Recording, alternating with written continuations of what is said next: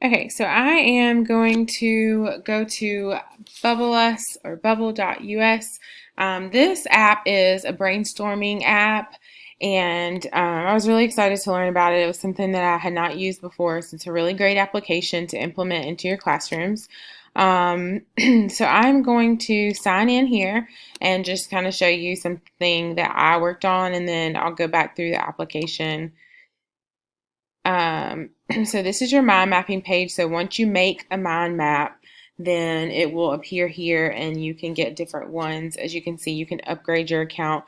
You get a limit of 3 free ones when you use this. And then over here where it shows your account, you can go right here to upgrade and you can see the different ones. There's a premium and then there's a team one, maybe if you and other teachers want to get together and use this. So I'm going to show you the map that I made, and I just use an example of reading and reading components because I don't have a classroom with students or anything, so I just use this because to show you how the application worked. So this application is all about brainstorming. So as you can see, there is this little bubble right here, and it's called the parent bubble, and that's where you start. So you can either click, and when you get a parent bubble, you will see the colors right here. So you'll have, you can change the colors, you can change the font, you can make it bold, you can delete it, you can change the orientation of, like you can center it or left align it or right align it. And then once you make your map, you can click on this little plus sign right here, and as you can see, it's called add a child, and I thought that was cute. And over here you can add another bubble, and that, or you can add a bubble down here where this plus sign is. So what I did was add a child, and that was my big bubble right here. And then after that, you can also branch off here, and if you want to add more, these are called siblings, so you can add siblings. So what I did was I used the story component, the Berenstain Bears, and Too Much Junk Food. So this is what I would do with a class with students. I would ask them about the different components of the story and what we don't want it to discuss. So I would discuss like the author of the story, and as you can see, I put that over here, Jan and Stan Berenstain. And then over here, we wrote who wrote the book because I would want them to tell me what an author was and what they did.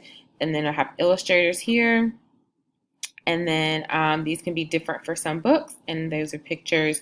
And then I had book characters here, and then I came down from the parent bubble and also did the subject. And we talked about the subject, and then down here, it's just a brainstorming, and I think it's really great for kids to see kind of how a story can be broken apart. So I really love to use reading as an example for this because we start with a whole part. We start with just a subject, and then we go to a book, and then we break the book down based on the components, and then we ask questions about the book, and then we go here and we get a subject and just break it down. So this is a really great tool to use with any age. You can use this with younger children. You can put, like, say you added a new map. You could do, if we do a new map, then you start here and you could put like the letter A. And then we could make another bubble and we could say, you know, what starts with the letter A, and we can put apple. And then the kids can brainstorm different things to, they can make that red because apples are red. They can brainstorm different ideas, and this can be really interactive. So that's really why I like this application. And I think that a lot of different teachers will like it because you can be really simple, like this one with the kids and the letter, and just kind of branch off, and or you can do it and make it more complicated, like the one that I did with the storyline. Um, and if you want to add a new bubble, you can click here, or you can just add it with the plus sign. over here with the tab, and then you just branch off from it. So it's really simple to use.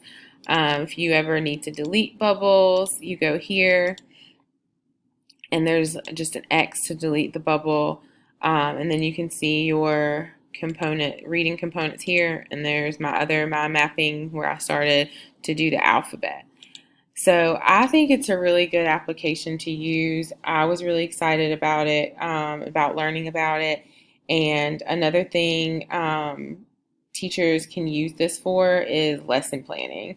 So I know that sometimes you'll have a lot of different ideas in your mind and you just want to get it down on paper. So this would be a really good idea to kind of brainstorm the students in your class that you have and what kind of things you want to teach during a certain lesson. So you can kind of start with your lesson and have a very vague idea, and then you can just break it down and branch off. So it's a good tool to use for teachers that love to type up things also, and that way you can kind of see a picture of what you're going to teach. Students can use this. They can use it in groups. They can use it on their own. It's a really simple and great tool for them to use. So if you have computers in your classroom or tablets, the kids can just go over to the computer or tablet and they can create their own mind map. I think it's really good to incorporate these in classrooms because what students are going to do, it's going to make them think. So I think it's a really good tool to help them to do that and to help them to break down what it is that they are learning about.